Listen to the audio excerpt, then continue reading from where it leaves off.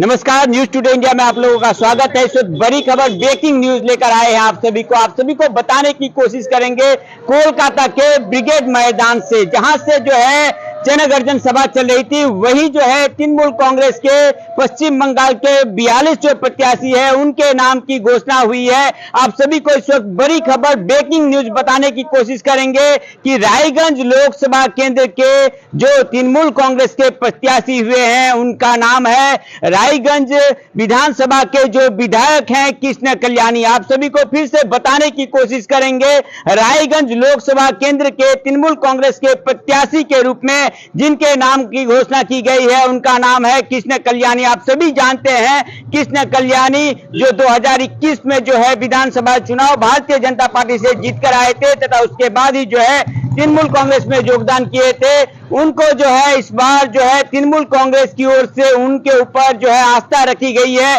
तथा उनको आने वाले 2024 के लोकसभा चुनाव में तृणमूल कांग्रेस के प्रत्याशी के रूप में जो है खड़ा किया गया है। कुछ देर पहले ही जो है सीधी तस्वीरें आप लोगों को दिखाने की कोशिश कर रहे थे अभिषेक बंदोपाध्याय तथा ममता बनर्जी के साथ तृणमूल कांग्रेस के जो प्रत्याशी हैं रायगंज लोकसभा केंद्र के 2024 के चुनाव के कृष्ण कल्याणी, वो जो है रैंप पे उनके साथ मौजूद थे, उनके साथ चल रहे थे। काफी सारे अटकलें थी कि हो सकता है कि कन्हैयालाल अग्रवाल को प्रत्याशी बनाया जाए जो कि वर्तमान में जिला सभापति हैं तृणमूल कांग्रेस के।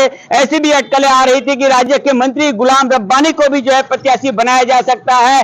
अंततः जो है सील मोहर लग रही है इस वक्त और आप सभी को बताने की कोशिश करेंगे जो रायगंज लोकसभा केंद्र है उस केंद्र से तृणमूल कांग्रेस के प्रत्याशी के रूप में कृष्ण कल्याणी के नाम की घोषणा की गई है। साथ ही साथ आपको और भी जो विभिन्न एक तरह से कह सकते हैं कि एक के बाद एक नाम की घोषणा की गई है तथा एक तरह से कह सकते हैं कुछ नए चेहरे हैं। तमलुक जो कि एक तरह से कह सकते हैं हॉट सीट के तौर पे देखा जा रहा है, जहां पर बीजेपी के जो है अभिजीत गंगोपाध्याय प्रत्याशी हो सकते हैं। उनके विरुद्ध जो है सबसे यंग स्टर युवा नेता देवांशु भट्टाचार्य जी को जो है वहां पर तृणमूल कांग्रेस के प्रत्याशी के रूप में बनाया गया है। शत्रुघ्न सिन्हा को जो है पुनः एक बार टिकट दी गई है। साथ ही साथ बताने की कोशिश करेंगे कीर्ति आजाद को भी जो है टिकट दी गई है, साइनी घोष को टिकट दी गई है, शताब्दी राय को जो है फिर से एक बार टिकट मिली है तथा आईपीएस अधिकारी जो प्रसून बंदोपाध्याय हैं उनको जो है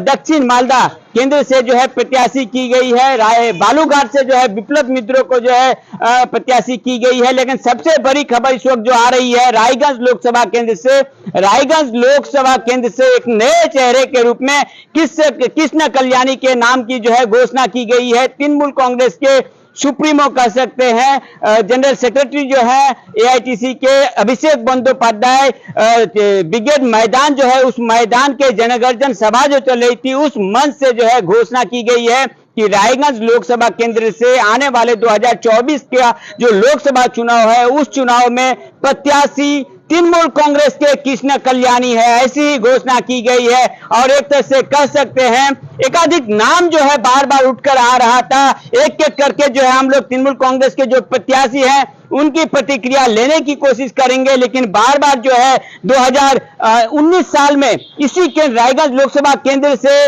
आपको बताने की कोशिश करेंगे कि कन्हैयालाल अग्रवाल को जो है टिकट दिया गया था, उनकी नाम की घोषणा की गई थी। वो सिर्फ 60,000 वोटों से इस केंद्र से जो है देवश्री चौधरी से पराजित हुई थी तथा सिर्फ 60,000 का मार्जिन था।